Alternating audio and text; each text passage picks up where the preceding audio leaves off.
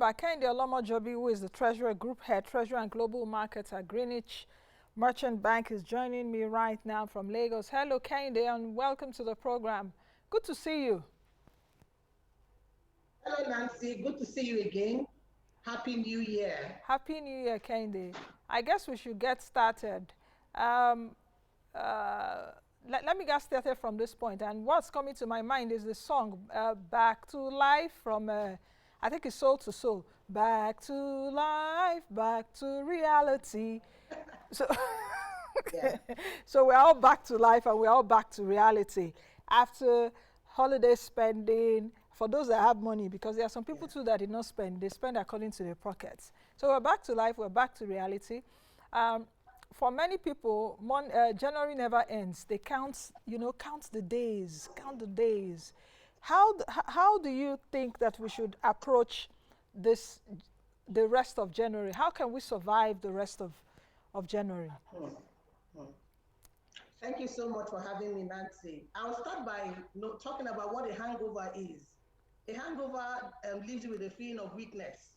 Now, coming to a financial hangover, it's what you experience when you've done a ridiculous amount of spending, either due to societal pressure, trying to fill up the Yuletide or seasonal euphoria. And so you spent money, and then you're waking up to reality, just like you sang earlier on, to say, where am I starting from? Now that it's January, it's important for us to have a feeling of being able to reset, press the reset button. First and foremost, you need to ask yourself, where am I in terms of what I owe and what I own? What I owe are my liabilities, and what I own are my assets. At every point in time you spend money, you are depleting the assets that you have, how be it cash. Let's not also forget about the money value correlation. So really, you may not have cash in your account at the beginning of January, but you have value that you can monetize. So in putting together your financial network, calculating what you owe and what you own, that is your assets and your liabilities, you must also be recalibrating what value do I have that I can monetize. That's the starting point. Press the reset button. There's something in our culture, and people say it, know yourself, know because. So you look at the man in the mirror and you ask yourself certain questions. First and foremost, have you spent more than you earned? Once you spend more than you earn, there is no way you won't be in a deficit. There are three golden laws of money, universal laws of money that transcend, I always say it, culture, religion, stature, color. And those three laws of money should quickly come to mind when you're starting January. The first law is don't spend more than you earn. The second one is allow your money to grow. And that's where the compound interest element comes into play. The third one is knowing your needs and your wants. So in January, in resetting that button and starting all over again, you must be conscious of the fact that you need to spend only on your needs. What do you need in January? Transportation, you need food, you need to have a roof over your head. Any other thing should be cut off in January. Secondly, you must begin to ask yourself, how can I earn more money? Warren Buffett said, if you are depending on only one source of income, you are just one step away from poverty. So the reality is you must begin to ask yourself, what other streams of income do I have? It's important that in January, you begin to pencil down those skills that you have so that you can begin to monetize them. Let's also quickly lay a ground rule about passive income, one, and a side hustle. A passive income, which every one of us should begin to drive from January, is that stream of income that does not interfere with your main stream of income. So whilst you're sleeping, you're getting alerts on your phone, you're on a vacation or a staycation somewhere on the Caribbean, you're still making money. However, there's a thin line when it comes to the side hustle. And in January, you must begin to tell yourself, if you're in full paid employment, you must not encroach on your employer's time at any point in time in driving your side hustle. So you take your side hustle to the weekends. or after your normal hours of work and begin to drive them. Let me quickly also say, Nancy, here, that the fear of missing out and the you only live once syndrome is something every one of us also have to remove in January. Every one of us has a fear of missing out and the you only live once syndrome. If you continue to carry that into the new year, you will not be able to count your coins or your notes properly. Like I always say, money is not the cash you have in your bank account. Money is value. So in January, ask yourself, what value do I carry? I'll stop here, Nancy. Over to you. Okay. We'll take a break now, and when we come back from the break, I'll be asking you the question, how do we individually create value for ourselves? Because I like what you said, that money, yes, money necessarily, okay, money gravitates to value. So you must do something of value that people will see and they will pay you money for that. But let's quickly take a break, and when we return, we'll continue the discussion. Please, you can join us on all our social media platforms. You can tweet us right now, Moneyline TV. You can also find me on Twitter at Nancy Ilo-Onaje, and send your questions as well as comments for Kehinde that you want her to answer. Let's quickly take a break. We'll be right back.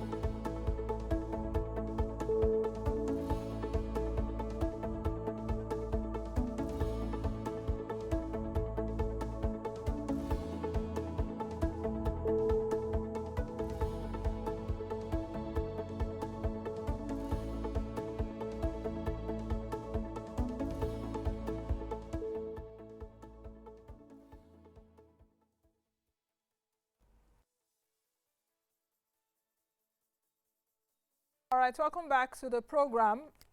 Kehinde Olomojobi is still with me. She is the Treasurer, Group Head Treasurer and Global Markets at Greenwich Merchant Bank. Kehinde, you were talking earlier about value, and I would want you to answer the question around how do we create value individually? Because money gravitates to value. It's a measurement of how much value you are providing. So how do you create value? I know we do different things. We're skilled in different manners. We have different talents. We have different things that we do, different 9 to 5s. But is there a universal principle of how to create value? Thank you very much, Nancy. You've mentioned it, different skills would eventually turn into value that you can monetize. But the starting point is to know your network. Okay. Your net worth is a function of your network. So even if you have that value and you're not within the right network, or the usual word I use, the right ecosystem, there won't be a showcasing of your value. So you must, in January or in the new year, begin to have an audit of your network. Because when you have the right people in your network, they will be the ones to showcase your value, and that way you can make money. So there isn't any universal law around creating value. It's about you picking the right ecosystem, the right network, which has a direct correlation with your network. So in essence, let me summarize what you said. We need to do an audit of our social, I call it social wealth, social capital. Social capital. Yes, social capital. How many people do you know? What are the things those people bring to the table? What can you also bring to the table? What are those you can leverage on, or what can you leverage on? And you make money because Absolutely. it's like your connection. Absolutely. In the Nigerian parlance, it's about connection. Now, who you know. Let me rephrase it, Nancy. Okay. We have the social media out there, and people have followers. But do you have followers or you have monitoring spirits? So when I'm talking about your network, I'm not talking about connection. I'm talking about you having the right people in your corner. Oh. It could be the man at the gate. It could be someone that you don't even know has that kind of network. They say in life that the thing you need is just 5 people away. You understand what I'm trying to say? So you may not have any big man somewhere, but you have someone within your network that would know someone that will know someone. A closed mouth is a closed destiny. And so when you have value, you must be able to talk to the right people, and those people will be the people in your network. I will say it again. Your net worth is a function of your network. In this new year, you must do that audit. Pick up your phone, check the people on your contact list. Check the people following you on social media. Are they the people that would amplify your value that would eventually turn into money? And that, for me, is the law that I follow. And to a large extent, it has worked. So as you're upskilling, developing new skills, new functionalities around yourself, you must also be developing that social capital, that social wealth. And it starts with you.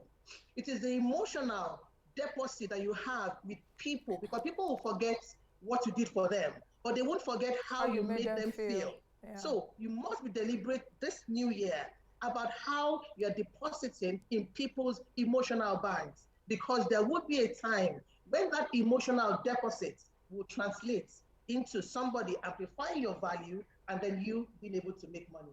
Referrals. People will refer you here and there. Mm. Kehinde, let's take a look at this from ground zero, and for people watching that perhaps come from a very poor background, that did not even have financial hangover or did not even have holiday hangover, because for you to have holiday hangover, perhaps you even had money you overspent. How about money? How about for those that did not even have money at all to spend, and they were, living from hand to mouth, or they've been living from hand to mouth? Come off it, about 100 million Nigerians are poor. So let's address those poor Nigerians now. 100 million Nigerians are poor. How do you expect that they should come out from a state of brokenness and sadness and be more realistic and saying, I want to take my 2022 in my hands with God's help to get out of ground zero? Permit me to say, when it comes to wealth creation, let's leave the GOD factor aside. Wealth answers 2 universal principles. Whether you're a Muslim, an atheist, or a Christian, the rules cut across. So yes, God will help us, God helping us, yes. However, if you're starting from ground zero, permit me to also say you must have something. There must be something. And God being, and I'm going a bit spiritual now, God is a phenomenal entrepreneur. He has given everybody something. The problem we have is that we don't identify what we have. You're being rich or being poor in life, and I'm going to say this with a lot of confidence, is not a function of where you were born. It is a function of value. And first and foremost, there is an innate value in every human being. It's for us to identify that value and amplify it, refine it, upskill it, and then we'll make money. With no prejudice to those who are a bit underprivileged or underprivileged, they still have value. We've seen it on social media where we have we'll see a young boy displaying so much musical dexterity with his vocal cords, and then somebody picks him up from there, and he becomes a megastar. There's even a recent episode where we have a young boy, a young man doing singing, and then everybody's talking about him. Everybody has a skill. Can you cook? Can you drum? Can you sing? Can you run? There's something everybody has. So whether you're poor or you're rich, even if you are rich and you don't have any skills or you cannot identify your skills, the riches would go away, because there's also something about sustainability, growth, and transfer to the next generation. So I'll say it again, it cannot just be a function of your financial background. It is you identifying your value, and everybody has value. Every human being has value. Even the guy that is pushing a wheelbarrow in Mile 12 Market there in Lagos, where you are, has value, isn't it? And can start from He ground has zero. value. He has value, Nancy, because the way he's pushing his cart can and should be different from every other cart pusher. And that's a unique selling point. Yeah. The way you do things, your behavior is your USP, and that's what stands you out. In this new year, you cannot afford to be in the crowd. There must be something in you that stands you out. Once you identify what stands you out, develop it, talk to the right people, and then you can monetize that value. Um, Let me also say that if we continue to live in the mindset that I don't have, I am not fortunate, you need to hear some people's stories, including mine. Everybody has value, and it's important that you identify the value. I'll bring in the God factor now. Now, identifying your value, you need to also talk to the manufacturer, because he has the manuscripts. Everybody has a manufacturer. Who is your manufacturer? So speak to your manufacturer, pick up the manuscript, and then you develop your value. I'll leave it at that. So the manufacturer is God. So ask God to reveal to you through the manual, which he has also created, because every manufacturer has a manual for the buyers of that equipment to read. Kehinde, earlier on I also did say that I guess there's a difference between money management and building wealth. Is there a difference, or do you think they are the same? There is a method to wealth creation, and I'll just quickly talk about three of them. The first one is delayed gratification. Once you're able to delay gratification, it means you're not spending at that point in time, and you're allowing your money to grow. And once you allow your money to grow, the compound interest element, if you can discover the power of the compound interest element, is one of the ways you can grow your wealth. So delayed gratification is one. The second one is investments. You must invest. And when you invest, you must also be patient to allow your money grow. A lot of people want to just get there tomorrow. Wealth creation is not a sprint, it's a marathon.